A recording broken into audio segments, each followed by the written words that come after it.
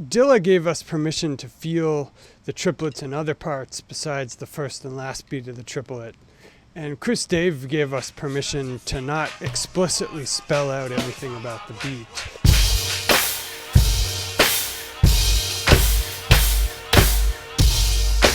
Messing me up my whole head, teasing me just like Teacher did Martin. Now look at what you starting.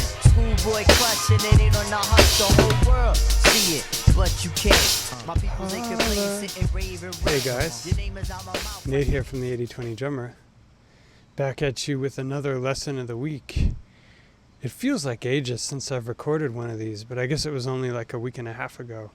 Anyway, I've been on a little hiatus these past couple weeks looking for new practice space, and it's looking like this may be the last lesson that I record for you guys from this particular studio at beautiful Flood Studios in Gowanus, Brooklyn.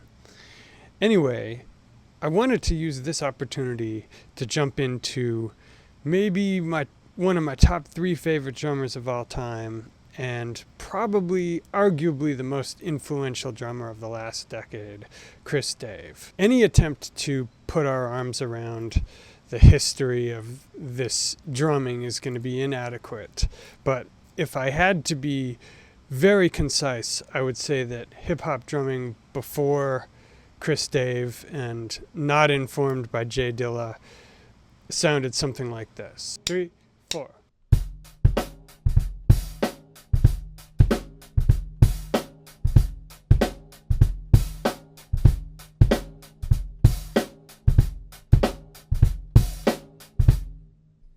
And hip-hop drumming after Chris Dave sounded as abstract as this. 3, 4.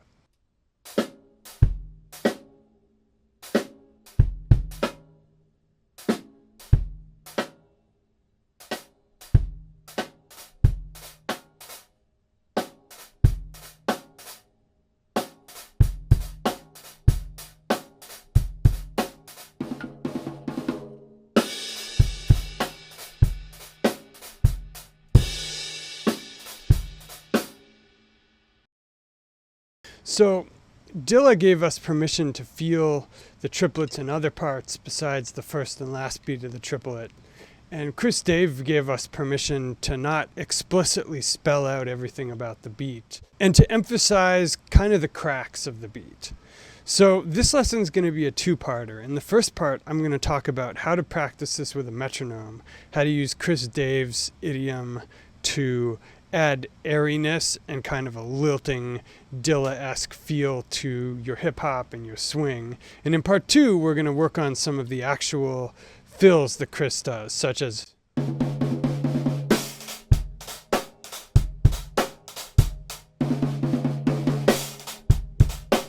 etc. I think it's pretty easy to copy that, but how to get the rhythmic derivation. So make sure that you subscribe to the channel if you're not already so that you'll catch part 2 when that comes out. Okay, anyway, I want to start with this Chris Dave medley where he's playing over the Tribe track. Messing me up my whole head, teasing me just like Teacher did Martin. Now look at what you starting. Schoolboy clutching it ain't on the hush. The whole world see it, but you can't. My people, in particular with the first half of that beat, and we'll get into the second half later, but the first half sounds like this. 3, 4.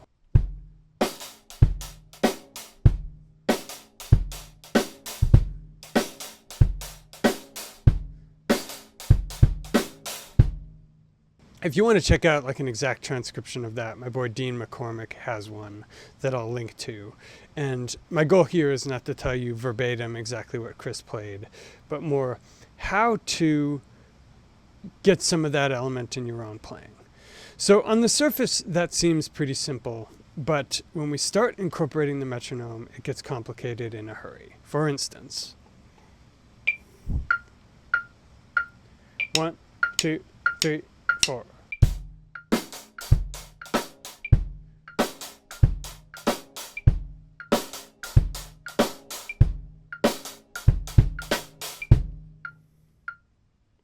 Okay, so what the heck was I just doing? That was the metronome on swung 16th note upbeats.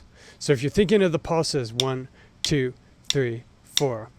The swung kind of masakote over the top of that is 1 en, da 2 en, da 3 en, da 4 en, da 1 en, da 2 en, da 3 en, da 4 en, da 1 en, da 2 en, da 3 en, da 4 en, da 1. And the metronome, instead of clicking on the downbeats, 1 en, da 2 en, da 3 en, da 4 en, da 1, is clicking on the upbeats. So A1 en, A2 en, A3 en, A4 en, A1 en, A2 en, A3 en, A4 en, A1. So what does that do? Two things. Number one, it forces you to lead rather than follow, because you can't hear the metronome on the downbeat and then adjust wherever you were to the metronome. You have to make a guess about where the time is, and the metronome will confirm that or deny it for you. And number two, it lets you check the spacing and the consistency of your swung sixteenths, because if you're rushing or dragging them, or if they're too tight or too loose, the metronome won't line up. So that may seem like a lot to jump into, but I have a progression that I'm going to show you for how to get into playing those beats with the metronome on every 4 swung sixteenths. And to begin with, we're just going to play the basic beat with the right foot and left hand, which will be 3, 4, 1, 2, 3, 4, 1, 2, 3, 4. And we're going to play in unison with the metronome with the right hand. So that'll just sound like 3, 4. 1 en, da 2 en, da 3 en, da 4 en, da 1 en, da 2 en, da 3 en, da 4 en, da 1 en, da 2 en, da 3 en, da 4 en, da 1, da 2 en, da 3 en, da 4 en, da 1. So I recommend working that out for yourself before playing it with the metronome. Just going 3, 4.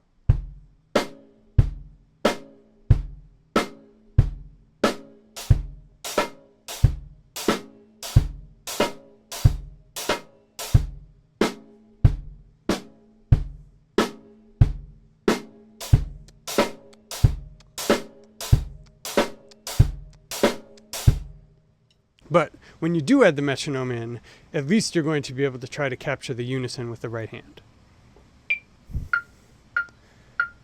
1, 2, 3, 4.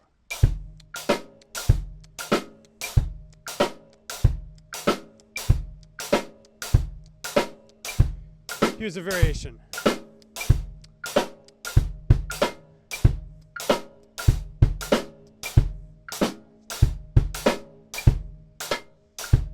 Here's another one.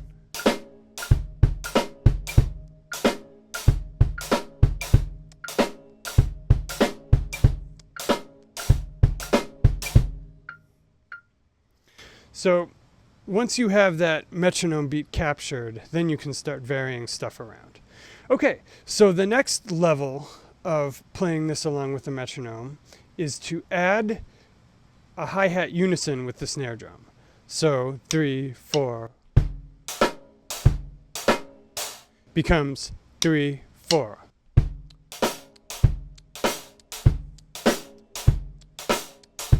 And again, you can practice that on your own without the metronome, but let me fast track and play it with the metronome.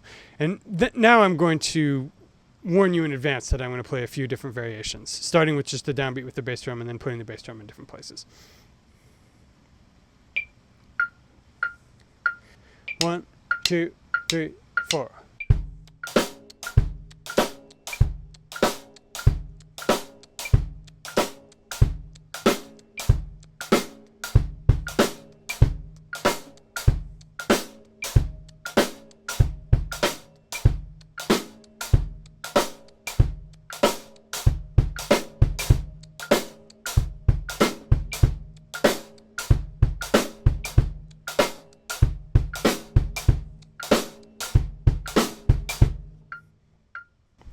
So that'll give you a nice feeling of what it's like to play the hi-hats in unison with the snare drum, but also capture those offbeats. So next, I want to actually get into the real hi-hat pattern that Chris is playing in this first variation of this medley part 2, which is, again, just this. 3, 4.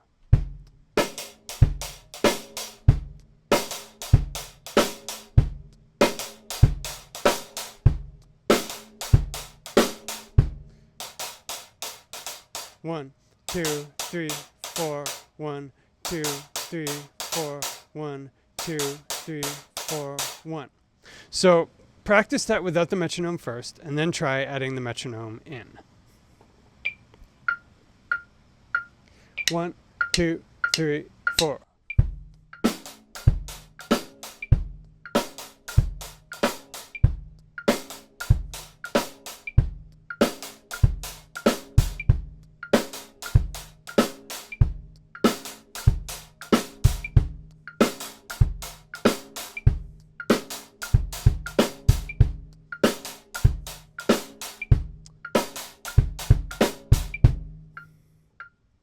Okay, so that is the end of the first variation. And now I want to get into this more complicated thing that he does in the second half. Speaking of which, got a leash and a wish just to rock you, miss. Make a militant move, beat my strategy. End of the day, you're not mad at me. Not dealing with nobody, now that's what you told me. Which is maybe his most famous thing that he does, which is 3, 4.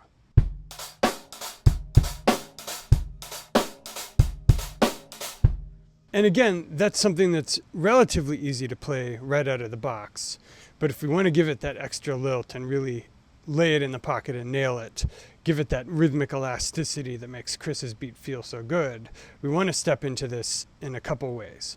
So first, we want to learn to play the center beat of the triplet with the metronome clicking on every 4/16. But to start out, we're going to play the downbeat and then the 16th note upbeat, the swung 16th upbeat to that downbeat while we play the basic beat. And if that sounds complicated, let me just demonstrate. So we triplet, triplet, triplet, triplet, triplet, triplet, triplet, triplet, triplet, triplet, triplet, triplet, triplet, triplet, triplet, triplet, triplet. So let me play that with the metronome. 1, 2, 3, 4.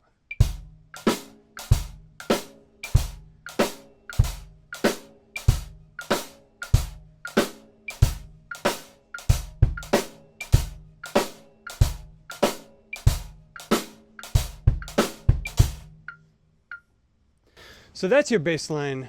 It still gives you a reference point to lock up with the metronome. So now we're going to take that 16th note, that swung 16th note upbeat, and move it ahead one triplet. So that instead of triplet, triplet, triplet, triplet, triplet, triplet, triplet, triplet, triplet, it'll be triplet, triplet, triplet, triplet, triplet, triplet, triplet, triplet, trip. And when we play that with the metronome, you're going to hear the metronome capture the triplet, triplet. It's going to capture the end of the triplet after your second part of the triplet beat. So again, this is something you want to practice initially without the metronome, but when you do play it with the metronome, you can alternate between and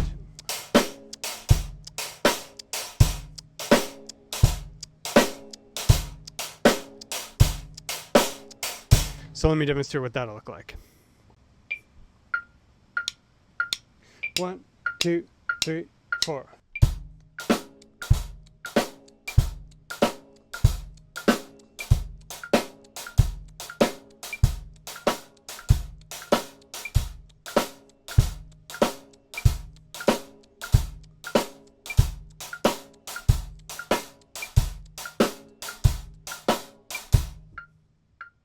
Okay, so the last part actually makes it slightly easier, and that's we're going to add an additional stroke before the second beat of the triplet. So instead of triplet, triplet, triplet, triplet, triplet, triplet, triplet, triplet, it's going to be triplet, triplet, triplet, triplet, triplet, triplet, triplet, triplet.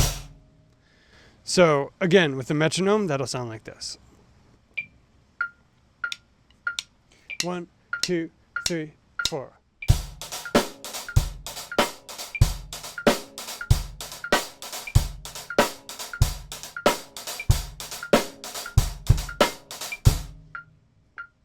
Okay, so finally I want to show you a little hack to relieve the strain on your right hand a little bit, which is that you can just go hand to hand with it. So 3, 4. 1, 2, 3, 4. 1, 2, 3, 4, 1. Except if you have both hands bass lining over the top of the hats like that, it's going to be awkward when you try to play the left-handed rim shot. It'll be it looks dumb, right? So what Chris does, if you watch carefully, and what other guys like Darian Javon and Spanky do, is they actually anchor their stick over the top of the center of the snare drum. This is rack position if you do kettlebells. And they'll just sneak it underneath the right hand when they're playing that offbeat. So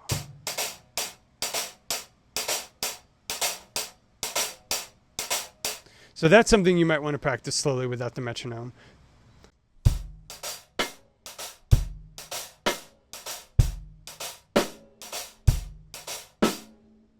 But eventually you'll want to work up to playing this with a metronome, and the final beat will sound like this. 1, 2, 3, 4.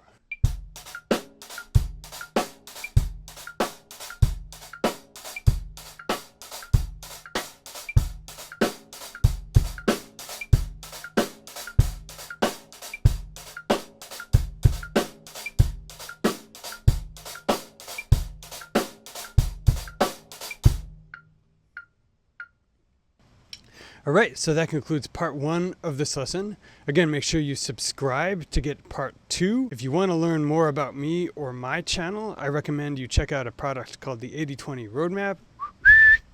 Most drummers make some version of the same 3 mistakes. They don't play cleanly.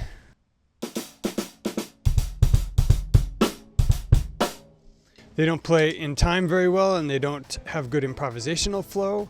The 80/20 Roadmap will help you diagnose your own playing and triage those 3 mistakes so that you can get better in a hurry. Check it out. Guys, I'll see you in the second half of this lesson. I'm Nate from the 80/20 Drummer. Peace.